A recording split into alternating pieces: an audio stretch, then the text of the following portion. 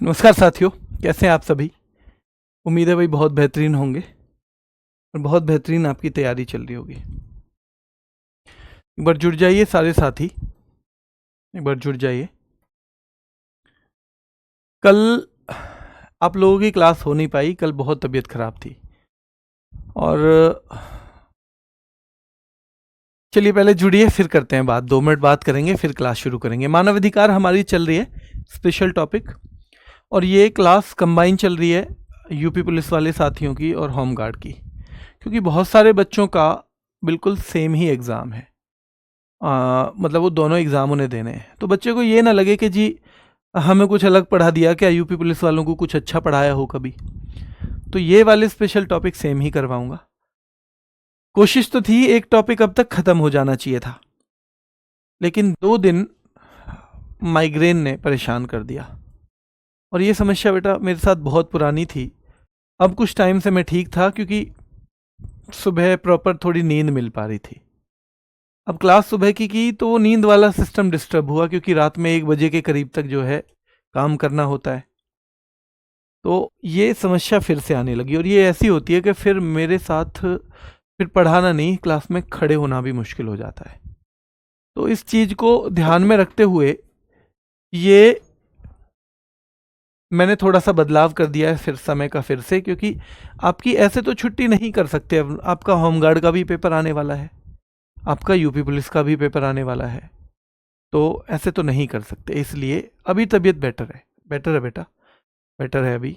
तो आज सुबह क्लास इसलिए नहीं रखी, क्योंकि मुझे फिर मैं ऐसा करता हूँ कि जो नेचुरली जब तक नींद आ रही है मैं सोता रहता हूँ, अलार्म वगैरह नहीं भरता। तो फिर ये लगभग शिकायत ज़ीरो तो नहीं कह रहा मैं, 5-7-10% तक रुकी रहती है, उससे ज़्यादा नहीं होती। ये बेटा एक ही वीक में मतलब 2 बार होना तो मुझे इंडिकेशन हो गया कि भाई अब ये तो नहीं हो सकता। यही करते हैं, इसी टाइम कर लेते हैं, ठीक है। एक बात मैं बताऊं, हाँ देखो, होमगार्ड वाले बच्चे क्योंकि वो पहले से पढ़ रहे हैं, तो उनका एक सीधे सीधे ये है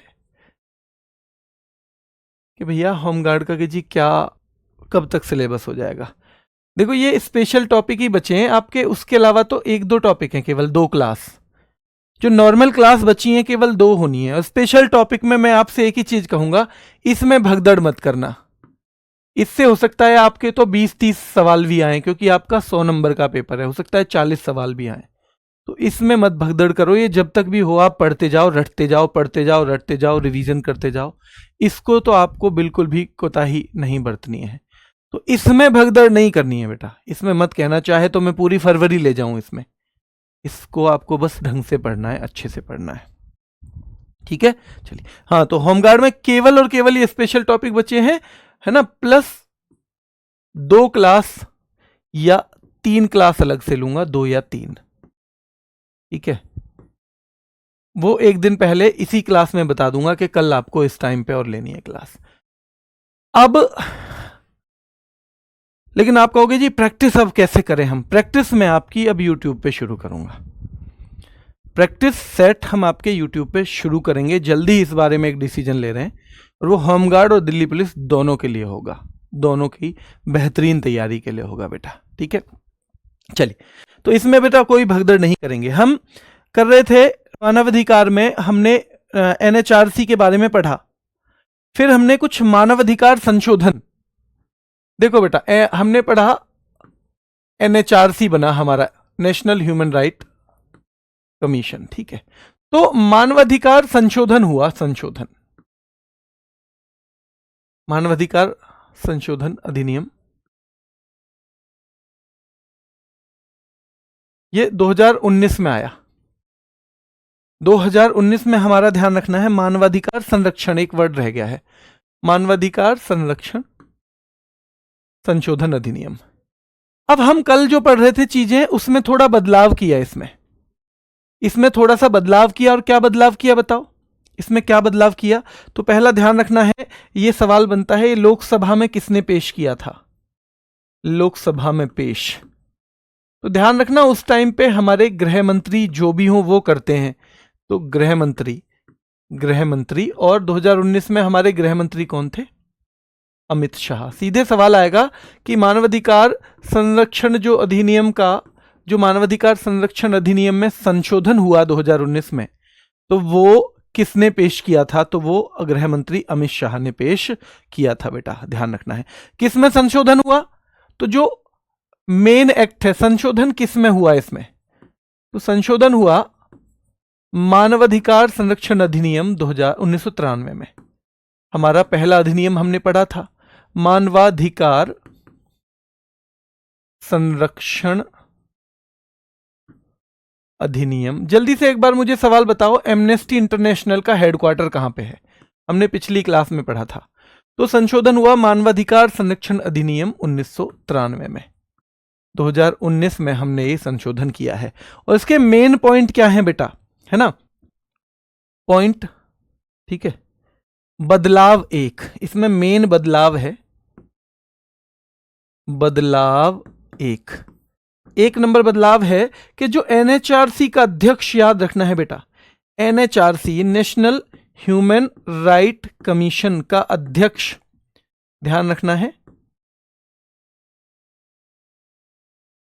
भारत के रिटायर्ड मुख्य न्यायाधीश के साथ साथ रिटायर्ड कोई भी जज बन सकता है। रिटायर्ड कोई भी न्यायाधीश बन सकता है, न्यायाधीश बन सकता है। अब आपको समझ में थोड़ा सा कम आया होगा, बन सकता है, मैं बताऊंगा कैसे। जहां समझ में ना आए बताते रहना, है ना, कोई बात नहीं है। हो सकता है कोई थोड़ा सा वैसा एक्ट वैक्ट का सिस्टम है ना, इससे कितने क्वेश्चन आते हैं बेटा, इससे लगभग हर शिफ्ट में, यूपी पुलिस में भी एक एक क्वेश्चन आता है। तो होमगार्ड में हो सकता है 2-2, 3-3, 4-4 तक भी आ जाए। तो देखो, न्यायाधीश के साथ साथ पहले क्या था, जब 1993 बना, ठीक है, तो 93 के अनुसार अध्यक्ष कौन हो सकता था भैया? सुप्रीम कोर्ट का कोई रिटायर्ड न्यायाधीश, मुख्य न्यायाधीश। तो सुप्रीम कोर्ट का retired CJI, chief justice of India, यानी मुख्य न्यायाधीश। पहले ऐसा था केवल मुख्य न्यायाधीश, पर देखो मुख्य न्यायाधीश तो सुप्रीम कोर्ट में एक ही होता है केवल। भैया ऐसे में तो हो सकता है कभी हमें मिलने में ही दिक्कत हो जाए, इतने अवेलेबल ही ना हो, याद रखना है। तो फिर ये डिसीजन लिया गया कि जो 1993 में अध्यक्ष केवल सुप्रीम कोर्ट का रिटायर्ड सीजीआई हो सकता था ना, अब बदल के कि रिटायर्ड सीजीआई के साथ साथ रिटायर्ड कोई भी जज, ये चीज जोड़ दी। और ये सीधे पूछा जाता है कि भैया ये कैसे आया, तो जो 2019 में हमने एक अमेंडमेंट किया है उससे आया है बेटा, उससे आया है, ठीक है, याद रखना है। चलिए, कोई एक बच्चा कह रहा है सर ये यूपी पुलिस के लिए ले सकते हैं क्लास? बेटा बिल्कुल, ये यूपी पुलिस की क्लास है तो क्यों नहीं ले सकते हो? यूपी पुलिस की तो क्लास ही है, कैसे नहीं लोगे? फिर ये तो लेनी ही है आपको, ठीक है। जो पिछली क्लास में मैंने पढ़ाया था उससे मैं कुछ कुछ चीजें पूछता भी चलूंगा। मुझे जल्दी बताओ कि मानवाधिकार की कितनी पीढ़ियां मैंने पिछले बार बताई थी, कितनी पीढ़ियां बताई थी?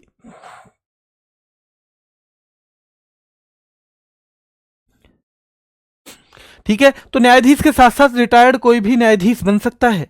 और बदलाव बदलाव, ध्यान रखना है, बदलाव 2, ये 2 मुख्य संशोधन आए हैं। बदलाव 2, इस संशोधन अधिनियम से 2 आए हैं, ध्यान रखना है। कार्यकाल, किसके बारे में? कार्यकाल के बारे में। तो बदलाव 2 है कार्यकाल, यानी कि इनका टेन्योर। तो पहले क्या था बताओ? पहले था, ध्यान रखना है, 5 वर्ष या 70 साल की उम्र तक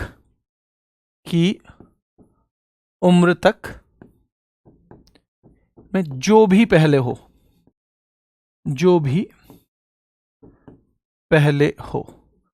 तो ध्यान रखना है 5 वर्ष या 70 साल की उम्र तक जो भी पहले हो।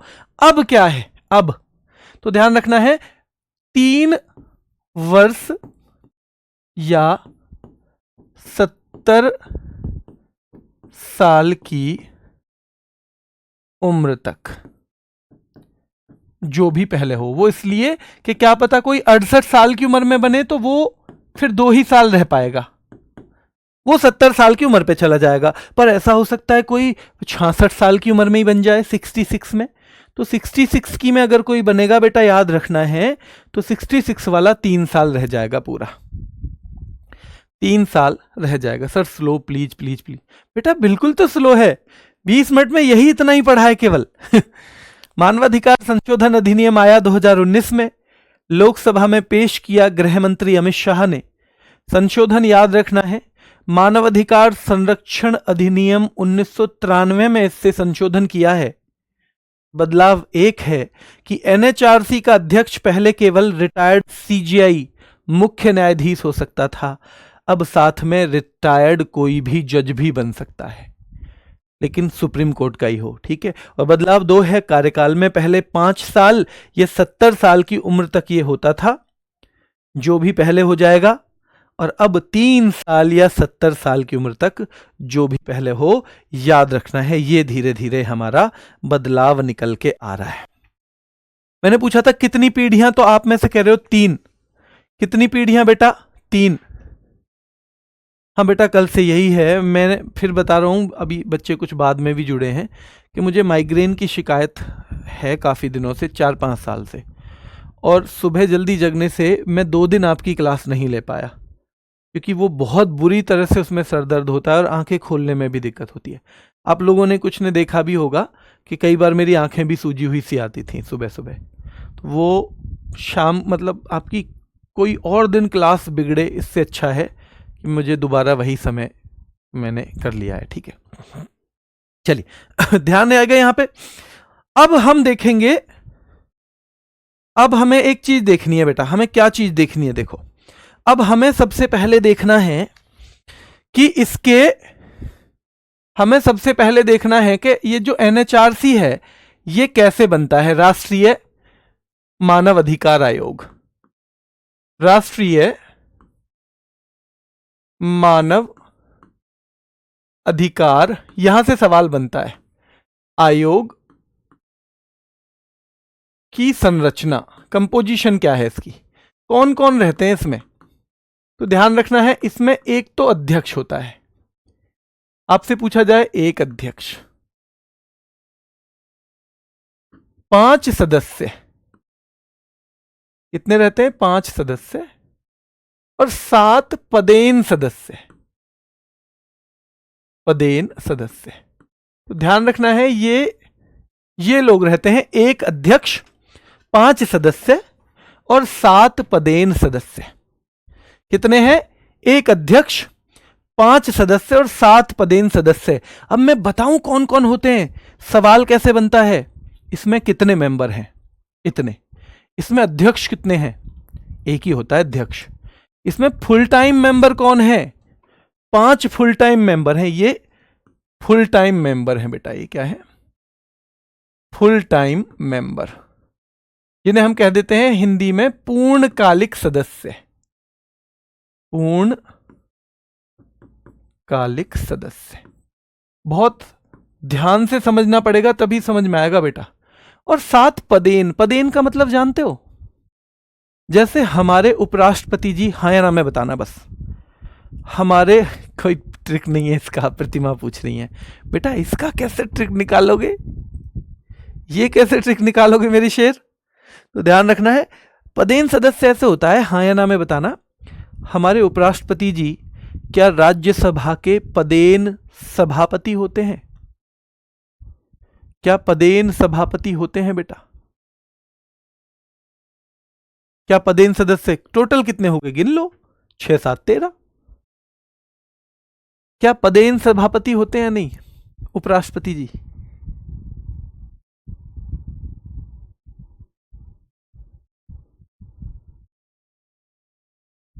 हाँ, जिन बच्चों को समझ है, जिन्होंने पॉलिटी अच्छे से पढ़ी हुई है, तो उन्हें पता है, हाँ पदेन सदस्य होते हैं, पदेन सभापति होते हैं। पदेन का मतलब पता है क्या? इसको अंग्रेजी में कहते हैं एक्स ऑफिशियो। मतलब जैसे ही हमारे यहां कोई व्यक्ति उपराष्ट्रपति के पद पर आएगा, वो ऑटोमेटिकली हमारी राज्यसभा का चेयरमैन बन जाएगा, सभापति बन जाएगा। ये चीज जिसे समझ में आ गई, ये बताना मुझे कि जैसे ही हमारे यहां पदेन सभापति का मतलब है कि जैसे ही हमारे यहां कोई मेंबर आया और वो मेंबर, वो जो है मतलब जैसे ही हमारे यहां कोई व्यक्ति आया और वो उपराष्ट्रपति बना, तो वो सीधे सीधे राज्यसभा के चेयरमैन की कुर्सी पर बैठने वाला हो गया। राज्यसभा के चेयरमैन की कुर्सी पर बैठने वाला हो गया। क्लियर है यहां तक? हां, तो ध्यान रखना है। ऐसे ही यहां पे मैं आपको समझाता हूं कि ये हम क्या कहना चाह रहे हैं। आपको ऐसी पीडीएफ दूंगा मैं, बाइलिंगुअल भी साथ में, ये भी दूंगा बेटा, और साथ में ये बाइलिंगुअल भी मिलेगी, और साथ में ये भी लिखा रहेगा। अब जो आगे की जितनी भी पीडीएफ है वो पूरी इस तरह से आपको मिलेंगी, तो टेंशन मत लेना, है ना। जिसे यहां से समझ में आए यहां से ले लेना, जिसे यहां से समझ में आए वो यहां से पढ़ लेना, ठीक है। चलिए अब हम इसको समझ लेते हैं कि क्या है मानव अधिकारों की संरचना। यहां थोड़ा सा ध्यान देने की जरूरत पड़ेगी आपको। एक तो अध्यक्ष है। अध्यक्ष कौन बनेगा? इसके अध्यक्ष जो बनेंगे बेटा, याद रखना है, सुप्रीम कोर्ट के रिटायर्ड सीजेआई या कोई भी जज। जैसे सुप्रीम कोर्ट से अभी एक हमारे मुख्य न्यायाधीश जो हैं 52वें नंबर के रिटायर हुए हैं। वो 52वें नंबर के जो रिटायर हुए हैं, भाई गवर्नमेंट जाएगी उनके पास कि जी आप हमारे मानव अधिकार आयोग के अध्यक्ष बनना चाहोगे? आप हमारे मानव अधिकार आयोग के अध्यक्ष बनना चाहोगे? वो कहेंगे हां जी बन जाता हूं, तो उनको बना दिया जाएगा। पर अगर हमारे जो रिटायर्ड मुख्य न्यायाधीश हैं वो कहते नहीं जी मेरे पास तो बहुत काम है, मैं तो अब गांव में जाके अपने पेड़ पौधों की देखभाल करूंगा, मुझे आपका यहां जो ये है ना आपका ये मानवाधिकार आयोग, इससे कोई मतलब नहीं है, मैं नहीं बन सकता। और हमारे जितने भी जिंदा सीजेआई हैं पुराने वाले, जिंदा जो 70 साल से ऊपर के नहीं हैं, वो सब कहते हैं जी 2-3 हुए मान लो कि हाँ जी हम नहीं बन सकते, हमारे तो अपने घर के काम है, हम वो करेंगे, अपना सब्जी भाजी काटेंगे अब तो हम। तो फिर क्या ये पद भरेगा ही नहीं? भर जाएगा, पहले नहीं भरता था।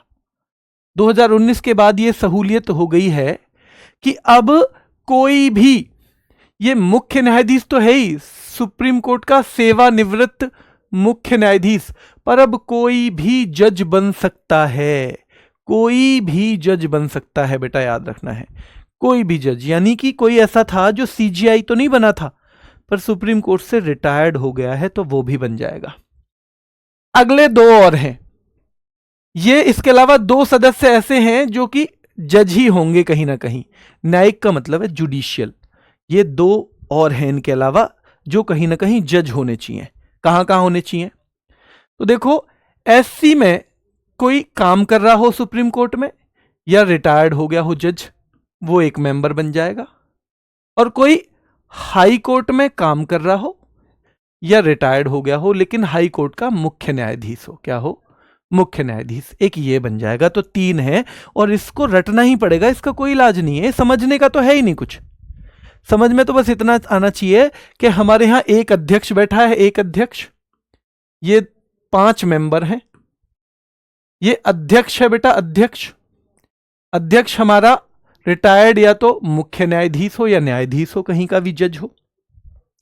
ये 2 हैं, ये भी कहीं ना कहीं कानून से जुड़े हुए ही लोग होने चाहिए, जज ही होने चाहिए। तो इनमें से जो पहले हैं वो सुप्रीम कोर्ट में या तो अभी भी काम कर रहे हो, अध्यक्ष काम करने वाला नहीं हो सकता, देखो अध्यक्ष काम करने वाला नहीं है, लेकिन हाई कोर्ट में या तो अभी भी काम कर रहे हो या रिटायर्ड हो गए हो सुप्रीम कोर्ट में, या तो एक ऐसे आदमी चाहिए हमें इस पोस्ट के लिए। और इसके लिए ऐसे जो हाई कोर्ट में मुख्य न्यायाधीश हो, चाहे तो हो चाहे रिटायर्ड हो गए हों, यानी दोनों कंडीशन हो, लेकिन मुख्य न्यायाधीश हो। तो सुप्रीम कोर्ट का तो केवल जज चल जाएगा, पर यहां पे बेटा हाई कोर्ट का मुख्य न्यायाधीश चलेगा, हाई कोर्ट का मुख्य न्यायाधीश चलेगा। ये आपको समझने की जरूरत है कौन चलेगा। इसके 3 सदस्य ऐसे हैं, अब यहां देखो 3, ये मानव अधिकार के विशेषज्ञ होने चाहिए। मतलब ये जज वज ना हो, लेकिन इनको मानव अधिकार की समझ हो। पहला तो जरूर जज होगा, सुप्रीम कोर्ट का होगा, और वो ये दो भी जज होंगे, लेकिन कैसे कैसे होंगे यहां लिखा है। पर याद रखना ये जो तीन है ना, तीन, ये मानव अधिकार की इनको अच्छे से जानकारी हो, ऐसे व्यक्ति होने चाहिए। यानी मानव अधिकार विशेषज्ञ, ये कौन होने चाहिए? मानव अधिकार के विशेष जानकारी रखने वाले, मानव अधिकार की विशेष जानकारी। यानी यहां जज की जरूरत नहीं है, यहां भी जरूरत नहीं है, यहां भी नहीं है, पर इनमें से ये तीनों कैसे होने चाहिए? मानवाधिकार विशेषज्ञ, मानव अधिकार विशेषज्ञ तीन होने चाहिए। मानव अधिकार के एक्सपर्ट, यानी इस क्षेत्र में काम किया हो इन्होंने, विशेषज्ञ। और इन तीन में से एक महिला, इन तीन में से एक महिला, तीन में से एक महिला हो, तीन में से एक कौन होनी चाहिए? महिला होनी चाहिए। तो ये तीन चीज ध्यान रखना है। बोरिंग फील हो रही है क्लास? हाँ बेटा, पढ़ाई हमेशा बोरिंग होती है। अब इसको मैं कैसे इंटरेस्टिंग बनाऊं, ये तो आपको पढ़ना ही पड़ेगा। और जो बच्चे पढ़ने वाले हैं उन्हें समझ में भी आ रहा है, और अगर आपको नहीं ध्यान से पढ़ना है तो समझ में आएगा भी नहीं। इसमें कोई गणित नहीं है। मैं आपसे कहूं आपको तीन लोग चुनने हैं, एक ढूंढ के लाओ जो सुप्रीम कोर्ट में से रिटायर्ड हो गया हो, और सुप्रीम कोर्ट से रिटायर क्या हुआ हो, कौन सी पोस्ट से, चाहे तो चीफ जस्टिस से हुआ हो, चाहे तो केवल जज रहा हो। आपसे ही कह रहा हूं मैं, आप देखो के लिए जी हाँ ढूंढ लेंगे। मैं कह रहा हूं फिर एक और मेंबर आपको देखना है जो सुप्रीम कोर्ट में है तो काम कर रहा हो जज के तौर पे, या रिटायर्ड भी हो गया हो। बोले ठीक है भैया हम ढूंढ लेंगे। तीसरा सिंपल ऐसा ढूंढना है एक जो हाईकोर्ट में मुख्य न्यायाधीश हो, चीफ, या तो काम कर रहा हो या तो रिटायर्ड हो गया हो। यह सिंपल सी बात मैं आपसे कह रहा हूं। अभी आपको रटनी है बार बार, क्योंकि आपके लिए नई है, इस तरह की पढ़ाई आपने करी नहीं है, तो ये एक बार में समझ में आएगी नहीं, मतलब एक बार में याद नहीं होगी, समझ में तो आएगी। अब सेम चीज अगर मैं आपसे कहूं, फिर मैं कहूंगा कि भैया 6 लोग ढूंढने हैं आपको, फिर 3 लोग आपको ऐसा ढूंढने हैं जिनको मानव अधिकारों की समझ हो। आप उठा लाए 3 लोगों को, भैया पिंटू हो जाएगा, एक चिंटू हो जाएगा, एक सिंटू हो जाएगा। मैं कहूंगा पिंटू और चिंटू ठीक है, पर सिंटू नहीं, क्योंकि एक महिला भी होनी चाहिए। तो फिर आप कहोगे ठीक है भैया, तो इसकी सिंटू की जगह चिंटी ले आएंगे। बस इतना गणित है, बस इसमें इतना गणित है। अब सवाल कैसे आएगा कि भैया सुप्रीम कोर्ट में, ध्यान रखना है, मानव अधिकार आयोग में कितने सदस्य होते हैं? ये मानव अधिकार आयोग में कितने मानव अधिकार विशेषज्ञ होते हैं? 3। मानव अधिकार आयोग का अध्यक्ष बनने के लिए कौन एलिजिबल है, कौन योग्य है?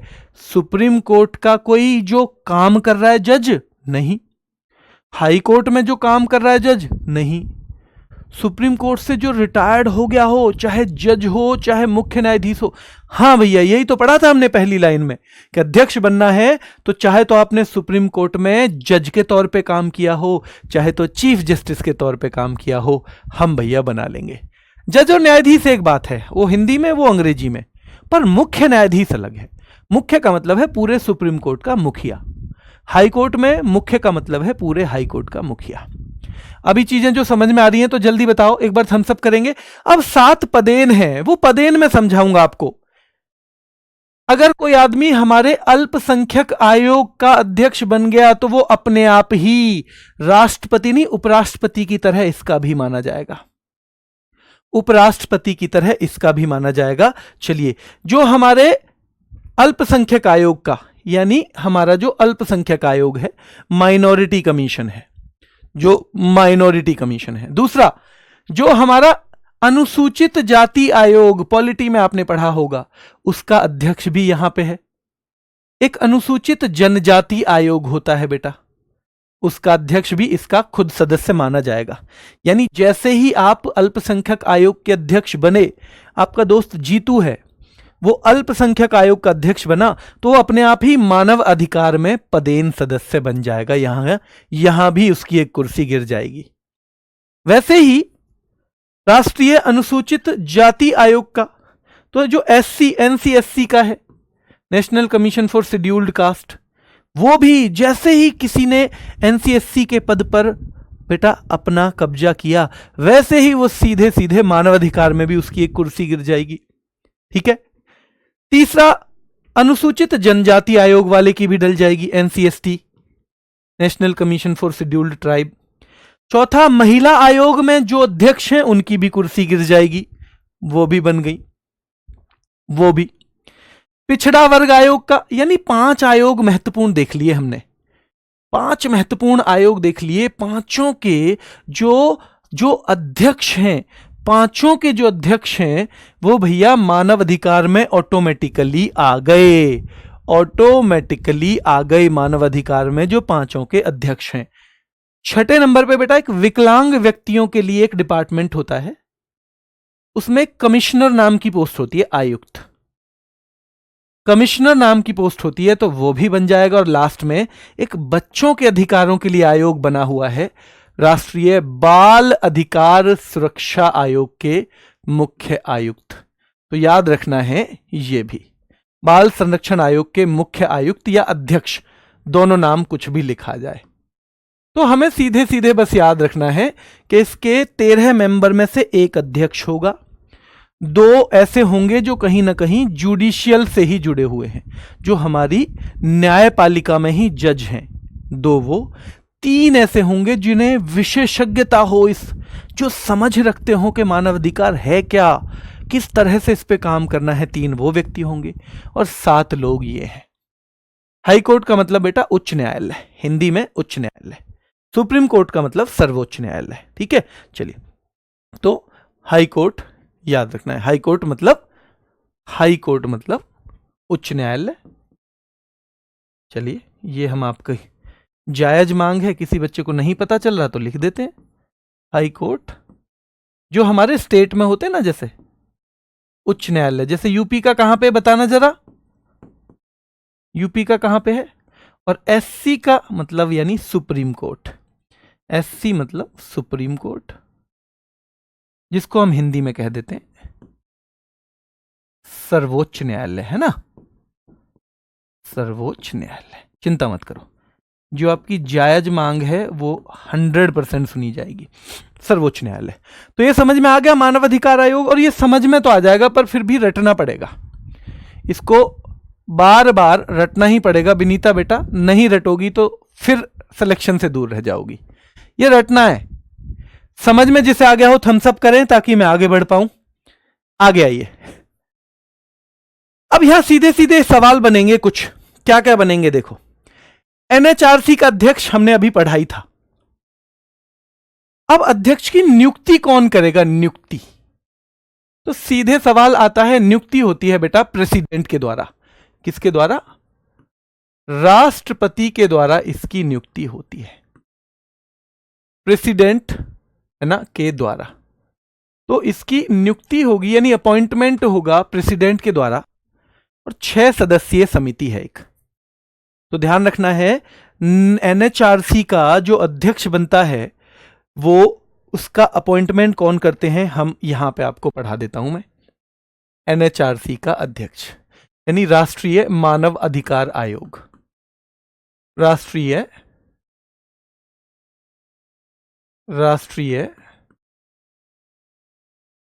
मानव, नेशनल ह्यूमन राइट कमीशन, अधिकार आयोग।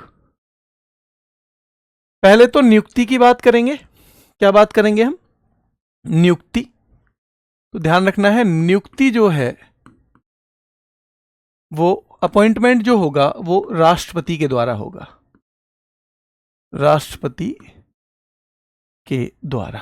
ठीक है, किसके, एक समिति है, समिति सिफारिश करेगी, समिति है एक कमेटी है वो सिफारिश करेगी, नहीं वो कहेगी जी इसे ले लो, सिफारिश वो क्या करेगी, तो एक कमेटी है वो सिफारिश करेगी। आपको ना जैसे भैया आपने देखा होगा कि NHRC, national human right commission, मैंने बोल दिया बेटा है ना, नेशनल ह्यूमन राइट कमीशन, वो इसमें कई जगह मिलेगा आपको, चिंता मत करो, इस पूरी पीडीएफ में कई जगह मिलेगा। तो नेशनल ह्यूमन राइट कमीशन, राष्ट्रीय मानव अधिकार आयोग, उस समिति सिफारिश करेगी और उस समिति में कौन होगा, ठीक है, समिति की अध्यक्षता पीएम करेंगे। अध्यक्षता कौन करेंगे, प्रधानमंत्री, यानी हमारे प्राइम मिनिस्टर। उसमें ध्यान रखना है उस समिति में 6 सदस्य होंगे। ये 4 सवाल आपसे पूछे जाएंगे कि भैया राष्ट्रीय मानव अधिकार आयोग की जो सिफारिश करती है उस समिति में कितने सदस्य होंगे, 6 होंगे। उस समिति की अध्यक्षता किसके द्वारा की जाएगी, तो याद रखना है उसकी अध्यक्षता प्रधानमंत्री के द्वारा की जाएगी, ठीक है, उसकी अध्यक्षता प्रधानमंत्री के द्वारा की जाएगी। और कितने सदस्य होंगे, 6 होंगे। कितने होंगे, 6 होने वाले हैं इसमें। 6 कौन कौन है, जिसमें प्रधानमंत्री होगा तो सबसे पहले भैया प्रधानमंत्री का नाम ही लिखना है। तो प्रधानमंत्री पहले हैं, कौन है, प्रधानमंत्री जो हैं इसमें पहले हैं बेटा, ठीक है। चलिए, प्रधानमंत्री के अलावा नंबर 2 हैं गृह मंत्री। क्या गृह मंत्री भी होते हैं इसमें, बताओ। तो जैसे अभी के हिसाब से देखें तो पीएम है और गृह मंत्री हैं, कौन है, पीएम है और गृह मंत्री हैं, ठीक है। चलिए, नंबर 3 है लोकसभा अध्यक्ष, लोकसभा के अध्यक्ष। नंबर 3 है लोकसभा के अध्यक्ष, याद रखना है बेटा। चौथा है राज्यसभा के उपसभापति, राज्यसभा के डिप्टी चेयरमैन, राज्यसभा के उप सभापति। 5वें कौन है, लोकसभा में विपक्ष के नेता, लोकसभा में विपक्ष के नेता। और 6ठे हैं बेटा राज्यसभा में विपक्ष के नेता। अब देखा जाए तो ये बताओ मुझे, इसमें सरकार के कितने आदमी हो गए, इन 6 में से सरकार के कितने आदमी हो गए। आपको ये 6 चीज समझ में आ रही हो अगर, तो जल्दी बताओ इसमें से सरकार के कितने आदमी हो गए हैं, सरकार के कितने आदमी हो गए बताओ।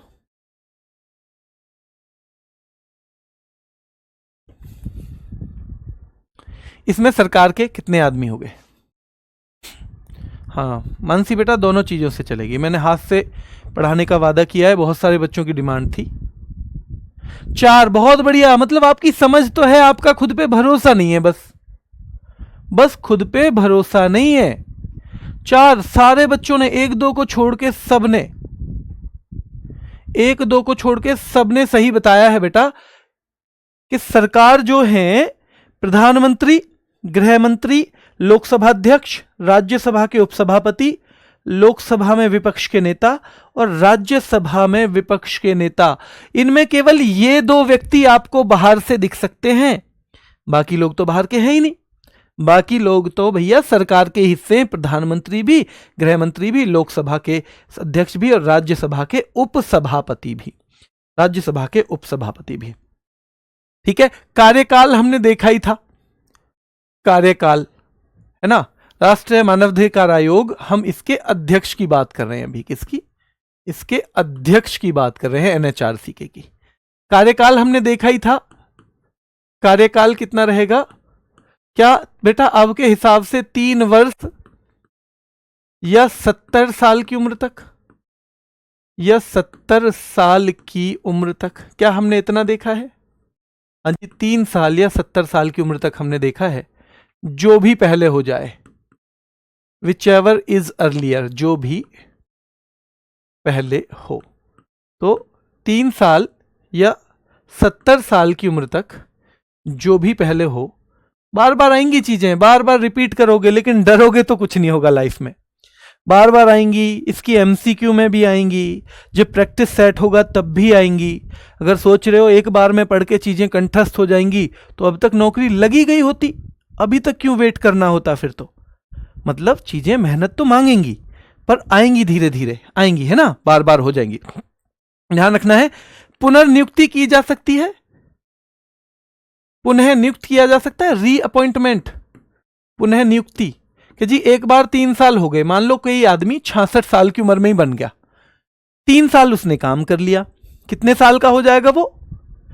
66 साल का एक आदमी बन गया इसका अध्यक्ष, क्योंकि रिटायर्ड आदमी बनना चाहिए और 65 की उम्र में सुप्रीम कोर्ट से रिटायर हो जाते हैं, तो एक 66 की में बन गया। अब वो बना दिया, 3 साल 69 हो गए, तो फिर से, क्योंकि उसकी उम्र तो बच रही है, फिर से नियुक्ति की जा सकती है। हाँ की जा सकती है, की जा सकती है बेटा, की जा सकती है। ठीक है, विपक्ष के नेता होते हैं, जैसे बीजेपी की सरकार है और अभी राहुल गांधी मुख्य विपक्षी दल है, विरोध वाला दल, तो वो लोकसभा में अध्यक्ष हैं, ऐसे होते हैं विपक्षी नेता। ठीक है, चलिए हो जाएगा, तो पुनर्नियुक्ति की जा सकती है, पर याद रखना है एक्स पर कोई भी 5 साल से ज्यादा नहीं रह सकता, ये ध्यान रखना।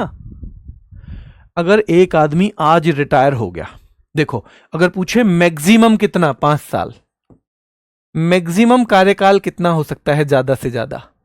कार्यकाल 5 साल। अब आप कहोगे कि जी ये कहां लिखा है? ये कहीं भी लिखा नहीं है, पर मैं अगर आपसे एक चीज पूछूंगा, कॉमन सेंस, एक आदमी सुप्रीम कोर्ट से रिटायर हुआ, वो 65 साल की उम्र में रिटायर होता है और उसी दिन उसे बना दिया राष्ट्रीय मानव अधिकार आयोग का अध्यक्ष। अब जब उसे राष्ट्रीय मानव अधिकार आयोग का अध्यक्ष बना दिया, मेरे शेरों, राष्ट्रीय मानव अधिकार आयोग का अध्यक्ष उसे बना दिया, तो ये बताओ, अगर वो 70 साल तक भी काम कर ले, उसे फिर से भी नियुक्त कर दो, तो भी 5 ही साल तो मैक्सिमम है, 5 ही साल तो मैक्सिमम है उसमें, उसी दिन बना दो बेशक, ध्यान रखना है। तो याद रखना है पुनः नियुक्ति की जा सकती है, मैक्सिमम 5 साल, और याद रखना है समय से पूर्व हटाया जा सकता है, समय से पूर्व कब हटाया जा सकता है? हटाया जा सकता है, तो एक शर्त आएगी, समय से पूर्व कब हटाया जा सकता है, तो ध्यान रखना है बेटा, याद रखना है दुराचार या असमर्थता, दुराचार या असमर्थता, यानी मिसबिहेवियर या इनकैपेसिटी, वो योग्य ही ना हो या उन्होंने कुछ अच्छा बिहेव ना किया हो, बेटा याद रखना है, बढ़िया से बिहेव ना किया हो तो भी। ठीक है, तो याद रखना है आपको ये कि भैया इस तरह की चीजें आएंगी। आपको जल्दी से रिवाइज करवा दूं, एनएचआरसी का अध्यक्ष सुप्रीम कोर्ट का रिटायर्ड चीफ जस्टिस या कोई भी जज हो सकता है। इसकी नियुक्ति राष्ट्रपति द्वारा होती है, किसकी सिफारिश पर? तो प्रधानमंत्री की अध्यक्षता वाली एक समिति होती है, प्रधानमंत्री जिसमें भी होंगे वो अध्यक्ष बनेंगे ही, इसमें तो कोई डाउट है नहीं। इसमें कितने मेंबर होते हैं? 6 मेंबर होते हैं। कौन कौन? तो इसमें एक प्रधानमंत्री होते हैं खुद, एक दूसरे नंबर याद रखना है बेटा, दूसरे नंबर गृह मंत्री होते हैं, गृह मंत्री। तीसरा इसमें लोकसभा के अध्यक्ष होते हैं और राज्यसभा के उपसभापति, सभापति नहीं उपसभापति, क्योंकि सभापति के पास तो एक और पद है उपराष्ट्रपति का। फिर संसद के दोनों सदनों के मुख्य विपक्षी दल के नेता, यानी बेटा याद रखना है विपक्ष के नेता जो हैं वो दोनों, कार्यकाल 3 साल या 70 साल की उम्र। रीअपॉइंटमेंट हो सकता है, हो सकता है। हटाएंगे कब? तो जब सुप्रीम कोर्ट के न्यायाधीश की जांच में उन पर 2 चीज, दुराचार या असमर्थता यानी मिसबिहेवियर या इनकैपेसिटी जो है सिद्ध हो जाए तो उनको हटा देंगे बेटा। इसमें 2 बार संशोधन हुए हैं। ठीक है, 1993 के एक्ट में कितनी बार संशोधन? 2 बार हुआ है। कितनी बार चेंज, कोई बदलाव हुआ है? तो ध्यान रखना है 2 बार संशोधन हुआ है। एक बार 2006 में, 2006 पुरानी बात हो गई, ज्यादा सवाल वहां से बनेंगे नहीं, बनेगा सवाल 2019 से, 2019 से। ठीक है, चलिए इनमें से बताओ, इन दोनों में से कौन से में कार्यकाल 5 से 3 साल किया था? 5 से 3 साल किस में किया था बेटा? पंकज बेटा, सर आपकी क्लास का टाइम पता नहीं चलता किधर चलेगा। पंकज आप जुड़े नहीं हो शुरू में, हाँ आप शुरू में नहीं जुड़े। मैं बेटा माइग्रेन की शिकायत चल रही थी, मुझे सुबह जगने से ज़्यादा दिक्कत हो रही थी। आपकी 2 दिन क्लास छुट्टी हो गई, होमगार्ड का पेपर भी डेट डिक्लेयर हो गई है, आपकी भी डेट डिक्लेयर हो गई है। आपके लिए इवन यूट्यूब पे भी हम कुछ लाने की प्लान कर रहे हैं, और ऐसे में अगर क्लास ना हो तो फिर तो थोड़ा सा दुख पहुंचता है ना। इसलिए ये वैसा टाइम है कि जब आपकी क्लास की छुट्टी नहीं होगी, और कल जो क्लास नहीं हो पाई उसकी जगह आपकी सैटरडे क्लास होगी, ज़रूर होगी। ठीक है, चलिए तो हम अब देख लेते हैं। ये मैंने अंग्रेजी में भी दिया है आपको, जिनका अंग्रेजी मीडियम है वो सारे बच्चों को ये पीडीएफ दोनों में मिलेगी, बाइलिंगुअल में मिलेगी बेटा। अब आ जाइए, इसके कार्य सीधे सीधे बहुत ज्यादा नहीं पूछता, इसके सिंपल सा नॉर्मल आपको पता होगा कार्य और शक्ति क्या क्या है। देखो, पहला, अगर कहीं मानव अधिकारों का उल्लंघन हुआ है, भैया जब ये मानव अधिकारों की रक्षा के लिए बनाया ही है तो सीधे सीधे इसका पहला काम क्या होगा कि अगर कहीं पे मानव अधिकारों को ब्रीच किया जा रहा है, उनका उल्लंघन किया जा रहा है, मानव अधिकारों को चोट पहुंचाई जा रही है, तो याद रखना है सीधे सीधे ही वो हमारे काम में आएगा या नहीं, क्योंकि संस्था ही किस लिए बनी है, मानव अधिकारों की रक्षा के लिए। ये मानव अधिकारों की रक्षा के लिए बनी हुई संस्था है, तो इसलिए ये जांच करेगी जब भी मानव अधिकारों को नुकसान पहुंचाया जाएगा। दूसरा, किसी भी जेल का दौरा कर सकता है, इसकी शक्ति है। ये तो है कार्य, इस कार्य में अब छोटे छोटे कितने भी बना लो, शक्ति है कि जैसे मानव अधिकार आयोग है, वो किसी भी जेल में चला जाएगा और उसने देखा कि एक जेल में तो कैदियों को एक ही छोटे से सेल में 20 कैदियों को रखा हुआ है, तो मानव अधिकार कहेगा बेशक कैदी हैं पर क्या इनका कोई अधिकार नहीं है? ये कैदी हैं, ये अलग बात है, पर इनका तो अधिकार तो होना चाहिए ना कोई। एक मानव के तौर पे तो इन्हें अधिकार मिले हुए हैं। एक छोटे से सेल में आपने 25 लोगों को क्यों रखा हुआ है? तो मानव अधिकार क्या देगा बेटा? सुझाव देगा कि भैया एक सेल में 5-5 ही रखो, ये आपने गलत किया हुआ है। तो यानी इस तरह के काम ये कर सकता है, किसी भी जेल का दौरा कर सकता है। अब आएगा कैसे सवाल, इनमें से कौन सा कथन सही है? 3 कुछ भी लिख देगा। चौथा कहेगा क्या मानवाधिकार आयोग किसी भी जेल का दौरा कर सकता है? हाँ जी, कर सकता है। और वो जेल में बंद कैदियों की जो स्थिति है उसका निरीक्षण करके क्या अपने कोई सुझाव दे सकता है? दे सकता है, इसी काम के लिए तो उसको बनाया ही गया है। ठीक है, चलिए। मुआवजे हर्जाने की भुगतान की सिफारिश। देखो, अगर किसी के साथ गलत हुआ है तो ये कहेगा भैया मुआवजा दो, इसको मुआवजा दो या हर्जाना दो, दंड दो इस बात का हमें। पर ये अपने आप से नहीं लगा सकता, बस ये सिफारिश कर सकता है, ये सुझाव दे सकता है, रिकमेंड कर सकता है। पर ऐसा नहीं है कि अगर किसी ने हर्जाना ना दिया हो तो फिर मानव अधिकार आयोग उसे फांसी पे लटका देगा, ऐसा नहीं है। इसके हाथ में केवल सिफारिश करने का अधिकार है कि भाई इस आदमी के साथ गलत हुआ है, इसे आप हर्जाना दो, मुआवजा दो, 50,000 मुआवजा इसे दिया जाए। पर इसके अपने हाथ में ऐसे नहीं है कि छीन के ले दे उसकी जेब में रख देगा, छीन के उसकी जेब में रख दे, ऐसा इसके हाथ में नहीं है बेटा। ठीक है, और ये ध्यान रखना है कि ये अपनी रिपोर्ट किसे देगा। तो इस तरह के आयोग ज्यादातर अपनी रिपोर्ट राष्ट्रपति जी के सामने रखते हैं और वहां से ये संसद के दोनों सदनों में, यानी कि आज का मानवाधिकार आयोग है वो अपनी रिपोर्ट बनाएगा और एक पेज ले जाके किसके पास रख देगा? ऐसे पेज ले जाके रख देगा, लो जी राष्ट्रपति जी ये हमारी रिपोर्ट है। अब राष्ट्रपति जी कहेंगे इस पे चर्चा होनी चाहिए तो इसे राज्यसभा में एक कॉपी करवाओ। राष्ट्रपति जी फोटोस्टेट वाले को बुलाएंगे, भैया एक कॉपी राज्यसभा में और एक कॉपी इसकी लोकसभा में। तो दोनों सदनों के समक्ष यानी सामने इसकी रिपोर्ट रखी जाती है संसद के। तो अब आपसे सीधे सीधे पूछेगा कि भैया मानव अधिकारों के उल्लंघन की जांच करना इसकी शक्ति है? हाँ जी है, बिल्कुल है। क्या ये जेलों का दौरा कर सकता है? हाँ जी कर सकता है। मुआवजा सिफारिश कर सकता है, हर्जाने की कर सकता है। और अपनी रिपोर्ट के समक्ष याद रखना है राष्ट्रपति के समक्ष। क्या ये दोनों सदनों में भी रखी जाएगी? हाँ जी, दोनों सदनों में भी रखी जाएगी। और ये सारी चीजें आपको अंग्रेजी में भी यहां पे मिलेंगी। अब राज्य मानवाधिकार आयोग, ये आपके लिए बहुत महत्वपूर्ण है और आज हम इसी पे लास्ट करेंगे। इसी पे लास्ट करेंगे बेटा हम, ध्यान रखना है। देखो, सबसे पहला सवाल आपके लिए पूछा जाएगा कि आपका उत्तर प्रदेश का जो मानवाधिकार आयोग है उसमें तो लिखा है राष्ट्रीय। राष्ट्रीय मतलब हमारे देश का, पर अपने हर राज्य के भी मानवाधिकार आयोग हैं। उसमें यूपी का कहां पर है, पहला सवाल ही बनेगा। तो भैया यूपी का मानवाधिकार आयोग है लखनऊ में। पहले अध्यक्ष रटने ही है, इसमें कोई कुछ नहीं कर पाएगा। आप नहीं रटोगे तो जो रटेगा वो सही सवाल करके आएगा। एपी मिश्रा। न्यायमूर्ति क्यों कहते हैं? क्योंकि ये जज हैं सारे के सारे। अध्यक्ष जो भी बनेगा ना वो जज ही बनेगा, तो इसके सामने न्यायमूर्ति लगाने की, याद करने की आपको जरूरत नहीं है, ये सारे ही जज हैं। हम सीधे कहेंगे AP Mishra. AP Mishra, AP Mishra. और अभी हैं बालकृष्ण नारायण। अभी कौन है अध्यक्ष? बालकृष्ण नारायण। ये न्यायमूर्ति वर्ड छोड़ देना आप, ठीक है। कार्यकाल इनका भी सेम रहेगा बेटा, हमने 3 साल या 70 साल, सेम रहेगा। अब इसकी स्थापना की डेट, जैसे उसकी हम 1993 याद करेंगे ना, वैसे ही हम इसकी 7 अक्टूबर 2002 करेंगे। 7 अक्टूबर 2002।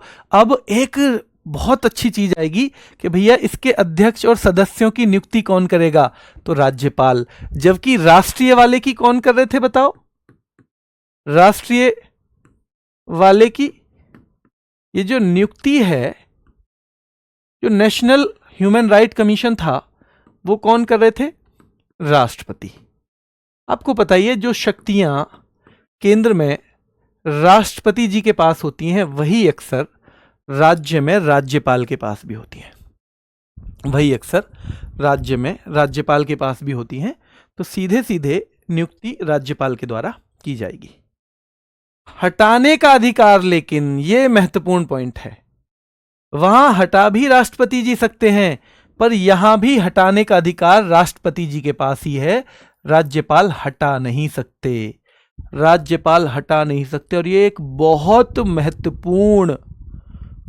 महत्वपूर्ण ये एक अंतर है कि वहां पे हटाने की शक्ति भी सुप्रीम कोर्ट जांच करवाएगा, पर जांच अगर हो गई और हटाना है तो हटाने का काम वहां राष्ट्रपति जी करेंगे, पर यहां राज्यपाल नहीं कर सकते। बेशक नियुक्ति यही कर रहे थे, हटाएंगे वहां भी राष्ट्रपति, वहां भी राष्ट्रपति। अब तक कितने राज्यों में? तो पूरे 28 राज्यों में है मानवाधिकार आयोग, पूरे 28 में। सारे राज्यों में अपने अपने अपने मानवाधिकार आयोग है बेटा, याद रखना है। और एक पॉइंट यहां आएगा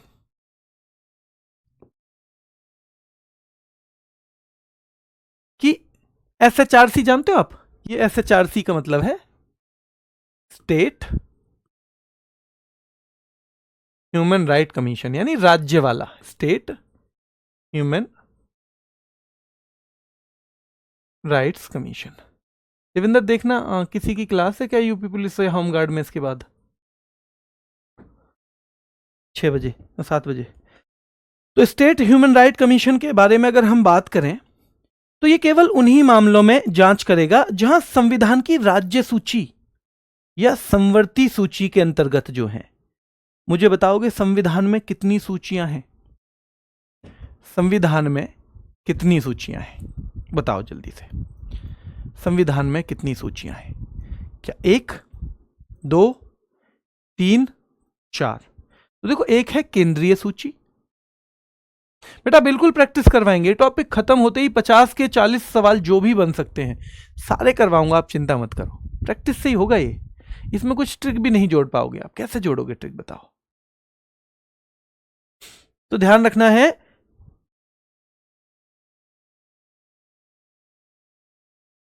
कि भाई जो संविधान की केंद्र सूची वाले मामलों को तो केंद्र सरकार ही देखेगी। 3 सूची हैं, बहुत शानदार। आप खुद पे ना भरोसा कम करते हो, वरना तो सारे सवाल जितने भी मैंने पूछे सबके सही जवाब दे रहे हो आप। तो याद रखना है कि भैया केवल उन्हीं मामलों में मानव अधिकारों के उल्लंघन की जांच करता है वो, जो या तो राज्य सूची के अंदर आए, या तो राज्य के अंदर में आए, या तो फिर आए संवर्ती, यानी संवर्ती जिन पे दोनों का अधिकार है, जिन पे दोनों का अधिकार है बेटा। हाँ ठीक है, चलिए याद रखना है। चलिए ठीक है, तो ध्यान रखना है आपको कि राज्य या संवर्ती सूची के जो अंतर्गत आता है। और ये बहुसदस्यीय है यहाँ, ये लेकिन यहाँ 3 ही मेंबर होते हैं, यहाँ केवल 3 मेंबर हैं। 3 मेंबर हैं, ठीक है जी, कौन कौन है 3 मेंबर? देखो यहां का अध्यक्ष होगा हाई कोर्ट का रिटायर्ड चीफ या कोई भी जज। अच्छा, बस एक अंतर कर दिया, वहां जो अध्यक्ष होता था वो सुप्रीम कोर्ट का रिटायर्ड सीजीआई या कोई भी जज, यानी हाँ ठीक है, पर मेरी 7 बजे जीडी में क्लास है, मेरे ध्यान नहीं रही, तो ध्यान रखना है बेटा। ये वहां पे क्या था कि सुप्रीम कोर्ट का रिटायर्ड सीजीआई यानी मुख्य न्यायाधीश या कोई भी जज, यहां हाई कोर्ट का है। दोनों अध्यक्ष में इतना अंतर है, दोनों अध्यक्ष में इतना अंतर है, ध्यान रखना है। और यहां मेंबर 1 कौन हो सकता है? तो हाई कोर्ट का या तो रिटायर्ड हो या काम करने वाला जज, केवल जज।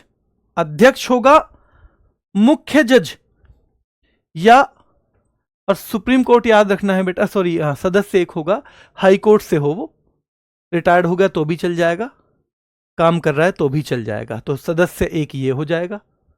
और ध्यान रखना है बेटा, कोई जिला न्यायालय में भी हो, डिस्ट्रिक्ट कोर्ट में भी हो, पर 7 साल का अनुभव हो से, 7 साल का अनुभव, यानी डिस्ट्रिक्ट कोर्ट में जज होगा, डिस्ट्रिक्ट जज होगा, लेकिन 7 साल का उसे अनुभव होना चाहिए। और यहां पर ध्यान रखना है, एक आदमी मानवाधिकार विशेषज्ञ है, मानवाधिकार विशेषज्ञ। जैसे वहां 3 थे, वहां जल्दी बताओ 3 में से कितनी महिलाएं होनी चाहिए थी? वहां 3 में से कितनी महिलाएं बेटा? 3 या 70 साल, समझ में नहीं आया बेटा, 3 या 70 साल ऐसे कि या तो वो 3 साल हो जाएं पूरे, 3 वर्ष, या 70 साल की उम्र अगर उसकी पहले हो गई ना, मान लो मैं एक ऐसे जज को जानता हूं जो 68 साल का है, जो इसमें अध्यक्ष बन गया। अब जो 68 साल वाला है ना, 68 साल वाला, वो क्या करेगा? 68 साल वाले को तो 2 साल में ही उसकी उम्र हो जाएगी 70, तो फिर वो 3 साल नहीं कर सकता काम, उसे 70 की में तो हटना ही पड़ेगा, 70 की उम्र में किसी भी कीमत पे हटना पड़ेगा। तो ये है, हाँ बहुत बढ़िया, एक महिला होती थी, यहां वो नहीं है। तो यहां 2 तो न्यायाधीश हैं और 1 विशेषज्ञ है। वहां 1 न्यायाधीश मुख्य था, 2 और न्यायाधीश थे बेटा, याद रखना है।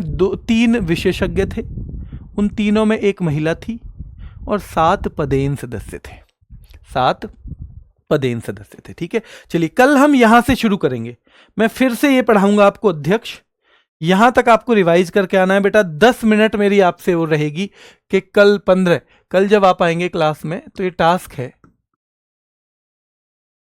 कल जब आएंगे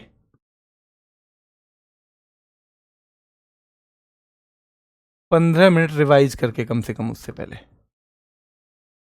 रिवीजन करके ऐसे आएंगे आप, कम से कम 15 मिनट रिवीजन करके। और मैं भरोसा दिला रहा हूं, है ना, हाँ दोबारा पढ़ना पड़ेगा बेटा, इसे बिल्कुल पढ़ना पड़ेगा। ये ऐसा नहीं है कि केवल ऐसे याद हो जाए, मैं आपको करवाऊंगा, प्रैक्टिस सेट में भी हम इसे शामिल करेंगे, हम कोशिश पूरी करेंगे। लेकिन अगर आप नहीं पढ़ेंगे, देखो मेरी कोशिश तो फिर आप सबके लिए बराबर है, तो जो केवल क्लास ही लेगा वो तो फिर अगर 50,000 बच्चे ले रहे हैं तो 50 का तो सिलेक्शन नहीं होगा, 1 लाख ले रहे हैं तो 1 का तो नहीं होगा, यानी होगा उसका जो खुद अपनी भी मेहनत जोड़ देगा। तो जो सीरियस बच्चे हैं और जिनकी नौकरी की सच में जिन्हें ज़रूरत हो, वो मेरी एक बात मान लेना कि वो ज़रूर घर से पढ़ के आएंगे, ज़रूर पढ़ के आएंगे।